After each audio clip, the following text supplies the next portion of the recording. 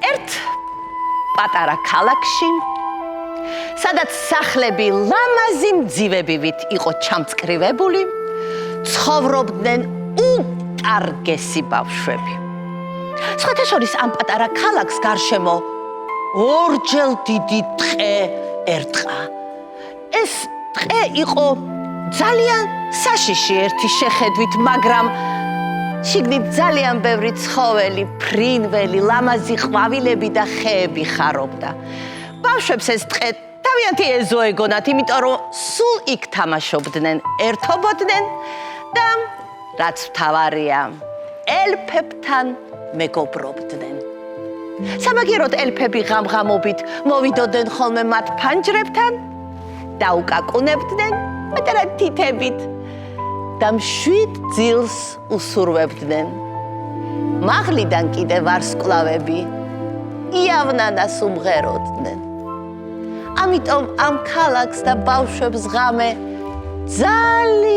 ძალიან მშვიდად და ტკბილად ეძინათ.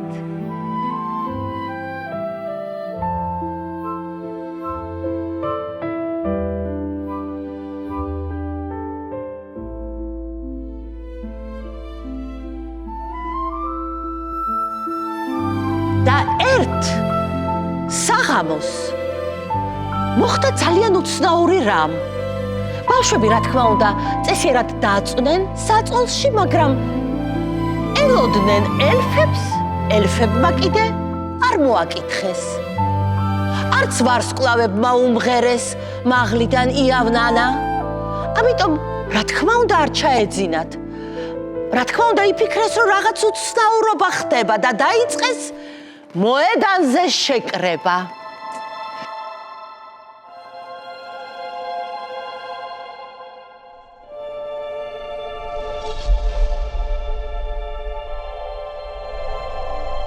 ვერ დავიზი. ნეტავ რა მოხდა? ელფები არ მოვიდნენ. ვარსკვლავებმაც არ გვიმღერეს. არც მე გამიგია მათი სიმღერის ხმა. ნეტავ მართლა რა მოხდა?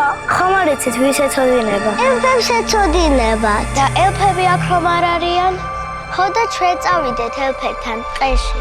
ტყეში რომ ძალიან ბნელა. ჯადოსნური ჯოხები რისთვის გვაქვს? რომ გზა გაგვინათოს. გაოცებული და გაკვირვებული ბავშვები დაადგნენ ტყის გზას. კი არ ეშინოდათ, უბრალოდ აინტერესებდათ, რაც შეიძლება მალე ეპოვნათ ელფები და დარწმუნებულები იყვნენ, რომ ელფებს აუცილებლად ეცოდინებოდათ თუ რა მოხდა ამ უცნაურ ღამეს. ბავშვები შევიდნენ ტყეში და მოესმათ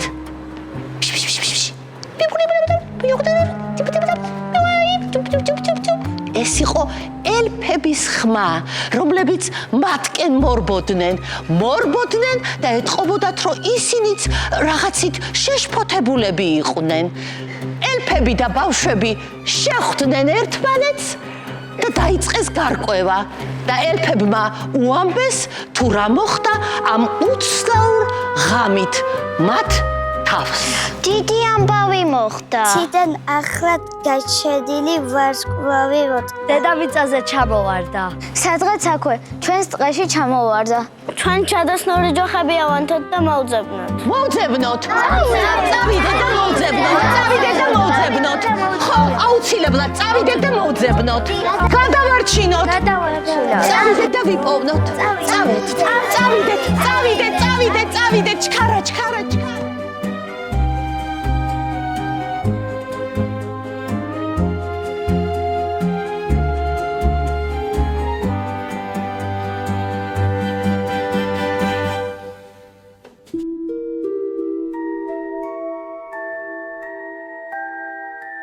ბავშვებმა დიდხანს ეძებეს ვარსკვლავი, ბოლოს როგორც იქნა მიაგნეს ბუჩქებში, საწყალი დაღლილი იწვა და ეძინა. ბავშვებმა იფიქრეს, უნდა გავაღვიძოთო, ვკითხოთო, საიდან ჩამოვარდაო, რომელი პლანეტიდანო, რამე ხო არ იტკინაო. და დაიწყეს მისი ჩუმად გაღვიძება.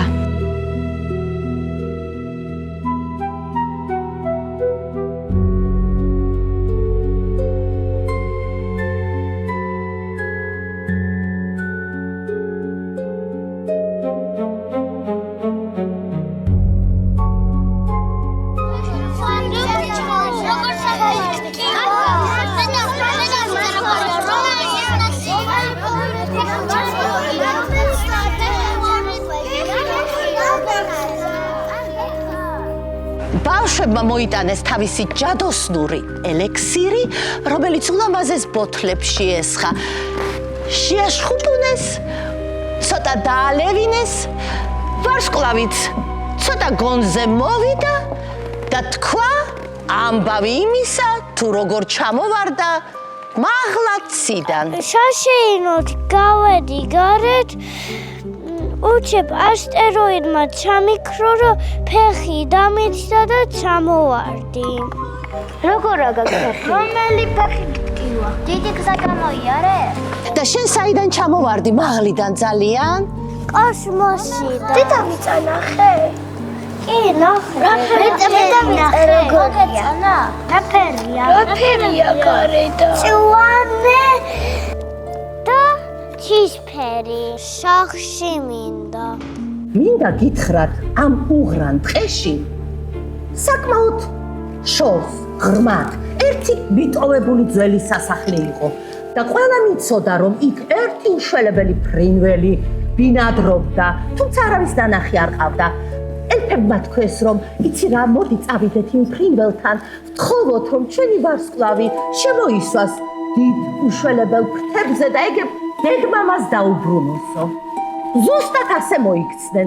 წავიდნენ, მაშინ როცა იმ უშველებელ ფრინველს ღრმა ძილით ეძინა და ხრინავდა.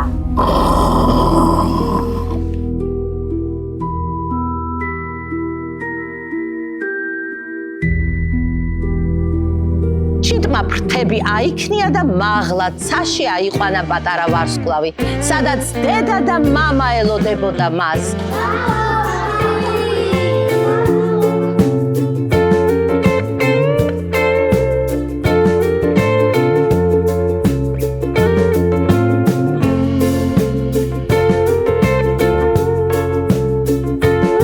ვარსკვლავმა კი მადლობის ნიშნად ბავშვებს და ელფებს ბრჭყიალად ცის ნამი გადმოაფრქვია მაღლა ციდან.